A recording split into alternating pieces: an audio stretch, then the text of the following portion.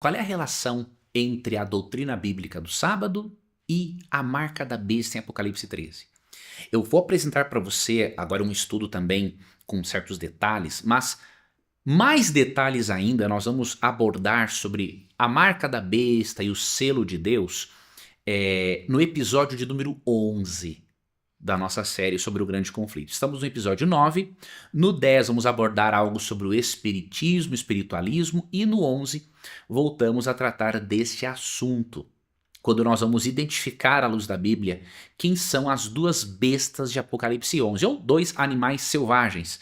Ali, eles significam um poder religioso e um poder político que atuarão em conjunto para boicotar economicamente e perseguir os filhos de Deus. Eu quero mostrar para você que no desfecho final do conflito cósmico entre o bem e o mal, a lei de Deus e mais especificamente o sábado estarão em questão, farão parte dessa disputa. Isso é importante você entender, porque aí você vai compreender que há uma lógica maior por trás do conflito cósmico entre o bem e o mal. Vamos ler aqui alguns versos, tanto em Apocalipse 12 quanto em Apocalipse 13 e 14, tá? É importante que você lê esses versos para você perceber a lógica do que eu vou apresentar para você. Eu vou deixar aqui os textos na tela, tá bom? Mas vamos ler aqui Apocalipse 12. Vamos ler, na verdade, o verso 17, Apocalipse 12, 17, 13, verso 7, 14, verso 7 e 12, verso 12, tá bom? Apocalipse 12, 17 diz assim: O dragão ficou irado com a mulher e foi travar guerra com o restante da descendência dela, ou seja, os que guardam os mandamentos de Deus e têm o testemunho de Jesus. Esse texto fala que Satanás está irado contra a mulher, que em profecia apocalíptica é a igreja, e foi pelejar contra o restante da descendência, dos que fazem parte da igreja de Cristo, ao longo da história. Os que guardam os mandamentos de Deus e têm o testemunho de Jesus. Então, ao longo da história, Satanás sempre esteve irado contra Deus e contra aqueles que amam a Deus e que querem observar a sua palavra e os seus mandamentos. Então, esse primeiro texto é importante. Agora eu quero que você tenha esse texto em mente, junto com os que eu vou ler agora, para você ver a relação temática para nós chegarmos à conclusão que eu quero lhe apresentar. Apocalipse 13, 7 é dito o seguinte: Foi-lhe permitido também que lutasse contra os santos e os vencesse. Foi-lhe dada ainda autoridade sobre cada tribo, povo, língua e nação. Então aqui revela-se que um poder representado por uma besta que emerge do mar perseguiria os cristãos ao longo da história. Este poder foi Roma imperial e Roma papal, especialmente no período medieval, ok? E aqui até menciona-se o tempo e tudo mais de perseguição, que eu não vou ler agora, vamos estudar isso na lição de número 11. Agora, capítulo 14, verso 7. Além de mencionar mandamentos no capítulo 12 e 17 e mencionar esta luta contra os santos em Apocalipse 13, 7, olha o que diz aqui Apocalipse 14, 7, que eu li antes. Temam a Deus e deem glória a Ele, pois é chegada a hora em que Ele vai julgar. E adorem aquele que fez o céu, a terra, o mar e as fontes das águas. Lembra que eu falei antes que aqui João está parafraseando o quarto mandamento? Em Êxodo 20, 11 é dada a razão para guardar o sábado, porque em 6 dias fez o Senhor o céu, a terra, o mar e as fontes das águas. Ok? Então há uma paráfrase. Então você percebe, capítulo 12 e 17, mandamentos, 13 verso 7, perseguição a quem quer obedecer esses mandamentos, e Apocalipse 14, 7, há uma paráfrase ao quarto mandamento, que é o sábado.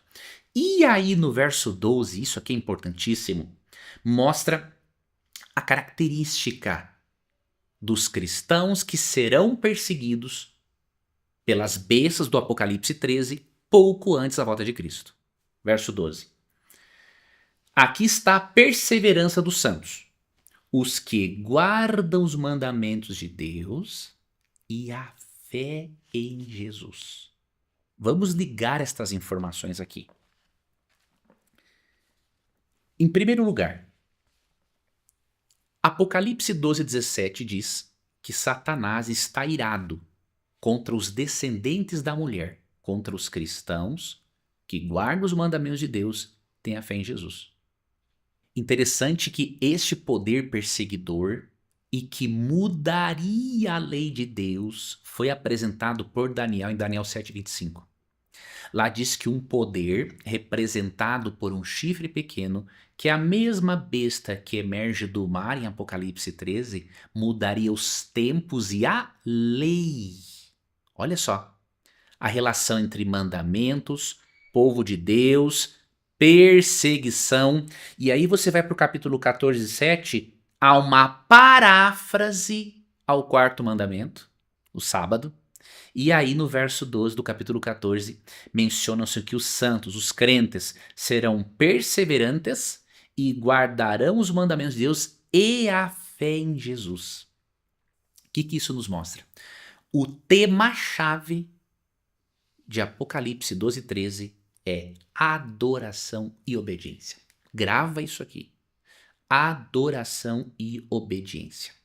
Se você quer ter isso mais claro ainda, leia Apocalipse 12:13 e sublinha na sua Bíblia todas as vezes que aparecerem as palavras adoração, adorar, marca, tudo relacionado à adoração e marca, sublinha essas palavras na sua Bíblia, em Apocalipse 12:13. E aí você vai ver, vai chegar a essa conclusão inevitável. O desfecho final do conflito cósmico é adoração e obediência. Aquele que foi justificado pela fé em Cristo vai demonstrar que está num processo de santificação de acordo com a sua disposição em adorar ou obedecer a Deus ou ao poder representado pela besta, no Apocalipse 13. O que isso significa? Que existe uma íntima relação entre graça, lei, obediência, sábado e adoração. Grava isso aqui. Há uma íntima relação entre graça, lei, obediência, sábado e adoração. É isto que dá sentido às 3 mensagens angélicas ou 3 últimos recados de Deus à humanidade em Apocalipse 14, 6-12. Nesse texto, a humanidade é convidada a aceitar o Evangelho Eterno, só que juntamente com a aceitação do Evangelho Eterno, a humanidade é convidada a adorar aquele que fez o céu, a terra, o mar e as fontes das águas, ou seja, a humanidade é convidada a guardar o sábado e a rejeitar o sinal da autoridade do poder representado pela besta, que será um falso sábado no futuro, e nós estudaremos mais detalhadamente isso na lição de número 11. Eu quero ler aqui para você a opinião de Tiago White, em 1852, ele diz que a referência na terceira mensagem angélica aos mandamentos de Deus e a fé em Jesus, como lemos em Apocalipse 14:12, é uma reprovação à teoria herética de que a fé de Jesus abole e invalida os 10 mandamentos. E não é verdade? Se Apocalipse 14:12 diz que os santos guardam os mandamentos de Deus e a fé em Jesus, isso demonstra que fé e obediência estão de mãos dadas. Esse texto já seria o suficiente para abolir a heresia da abolição da lei. No fim da história da Terra, você vai perceber que a adoração a Deus expressa pela obediência a Ele estará em disputa. E é por isso que é muito importante que desde agora você se aprofunde cada vez mais nesse assunto, para você estar de acordo com tudo aquilo que a revelação bíblica ensina sobre graça, lei, sábado. Você viu até aqui que não tem nada de contraditório com a doutrina da justificação pela fé. E eu vou finalizar lendo para você uma citação de E.B. Saunders.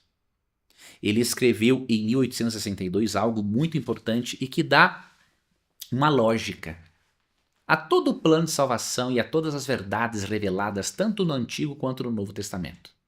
Presta atenção no que este pioneiro adventista do sétimo dia escreveu em 1862.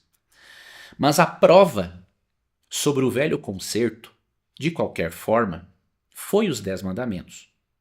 Por conseguinte, as obrigações impostas nesses mandamentos serão requeridas de alguns no céu. Mas se, como alguns entendem, os cristãos são provados por uma lei diferente, significa que obedecerão a uma lei diferente no céu. E se isso fosse verdade, haverá leis diferentes e em oposição no céu, que o tornaria um reino dividido contra si mesmo. Essa conclusão é falsa, porque as premissas são falsas. Assim, devemos concluir que os cristãos não são provados por uma lei diferente e que deve haver apenas uma lei moral no céu. Assim como ao longo de toda a história, os filhos de Deus foram provados em relação à sua fé expressa por meio da obediência e da adoração, o mesmo vai acontecer no fim dos tempos. E ele argumenta que se não fosse assim, então existem duas leis no céu em oposição uma à outra.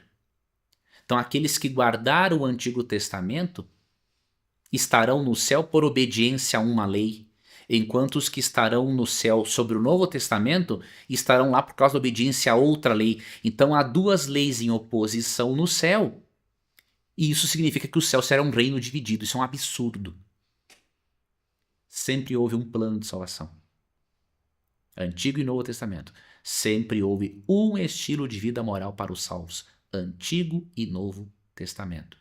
Por isso, da mesma forma que os filhos de Deus no Antigo Testamento, em meio a toda a apostasia de Israel, teve que demonstrar sua fidelidade através da obediência e da adoração. Você e eu, pouco antes da volta de Cristo, quando houver aquele boicote econômico de Apocalipse 13, teremos também de demonstrar a nossa fidelidade, a nossa adoração por meio da obediência. E eu finalizo lhe fazendo uma pergunta, e quero que eu seja muito franco para dar essa resposta. Esta visão adventista do sétimo dia que eu lhe apresentei e o conflito cósmico, ela é mais ou menos coerente com a lógica bíblica? Coloca aqui a sua opinião. Se você disser que é mais coerente, você entendeu realmente o estudo. Se você disser que não é, dê-me as razões, para que eu possa me aprofundar mais. Tenho curiosidade de saber disso. Outra coisa, outra pergunta, eu quero que você compartilhe comigo a resposta aqui nos comentários.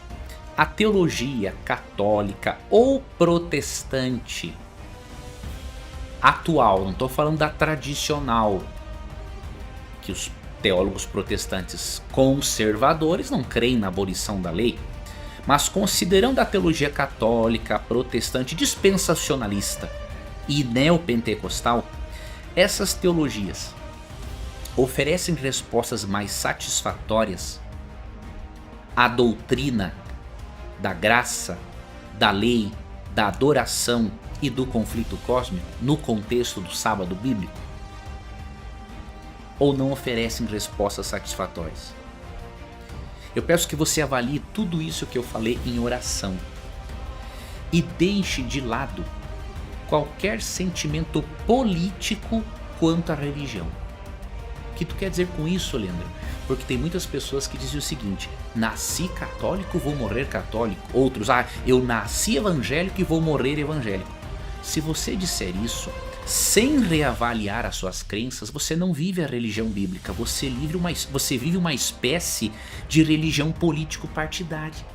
E esse tipo de religião político-partidária, ela se demonstrará num castelo de cartas para enfrentar os enganos finais de Satanás, pouco antes da volta de Cristo, de acordo com o que lemos em Apocalipse 13. Em resumo, a sua vida espiritual e o seu destino final estão totalmente comprometidos se a sua fé não se baseia no assim diz o Senhor ou no está escrito, mas se baseia simplesmente na premissa: eu nasci evangélico, morro evangélico, eu nasci católico, morro católico. Não, a sua fé deve ser baseada no assim diz o Senhor e não numa espécie de religião político partidária. Você não está torcendo por um time de futebol. A sua salvação é que está em jogo. Então avalie isso com carinho, com oração. Deus te abençoe e até o nosso próximo estudo.